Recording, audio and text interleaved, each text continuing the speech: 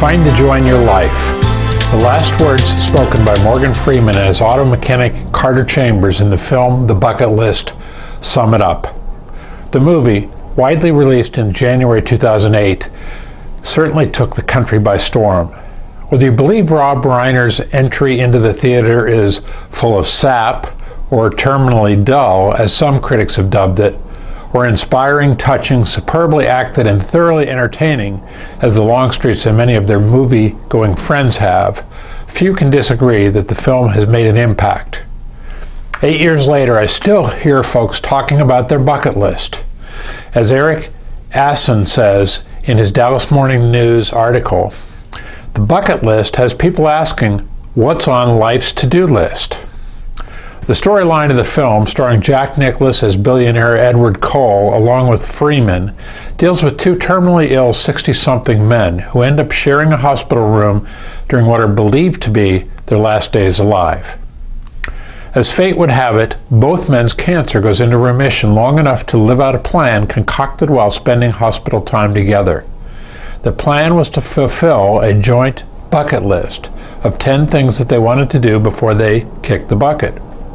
The pair traveled around the world, taking in the likes of the pyramids, the Great Wall of China, and an African safari. They flew across the polar ice cap, visited the French Riviera, and went skydiving. Creating a to-do list for life is not a new concept.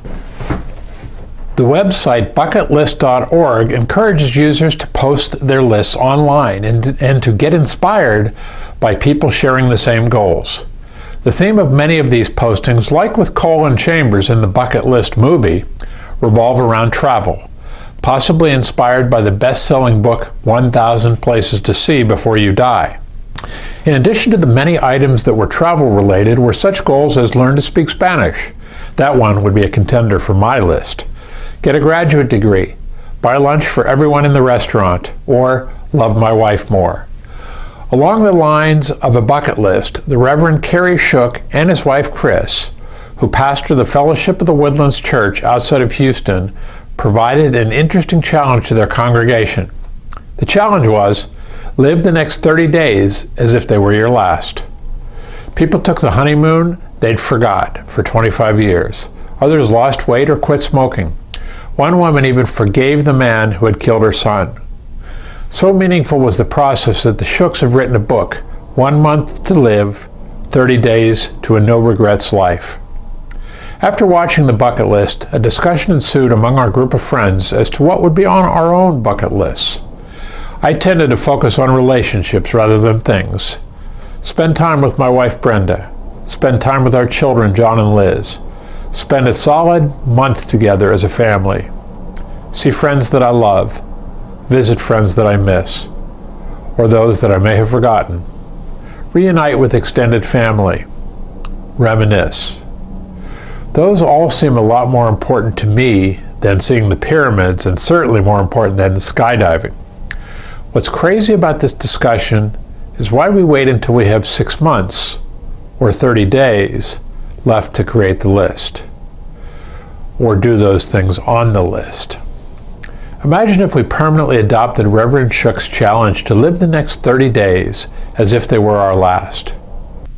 Would we be more effective and creative in the use of our time? Would we be more careful to enjoy those things around us, to smell the roses? Would we be more passionate about those things important to us? Would we treat each other better? Would we stop procrastinating? Would we actually do the things that previously we only dreamed about? As I see it, if you take this time to develop your bucket list now, you can determine what kind of life you want and make sure you live it. Incidentally, in the bucket list, as Cole and Chambers circled the globe checking off the items on their list, they discovered there are things in life much more important than places and activities. You'll have to watch the movie to find out if you haven't seen it already, because I don't want to spoil it for you. And remember to find the joy in your life. Find the joy in your life. I'm John Longstreet with another edition of the Longstreet Beat. Thanks for tuning in, and I'll see you again next time.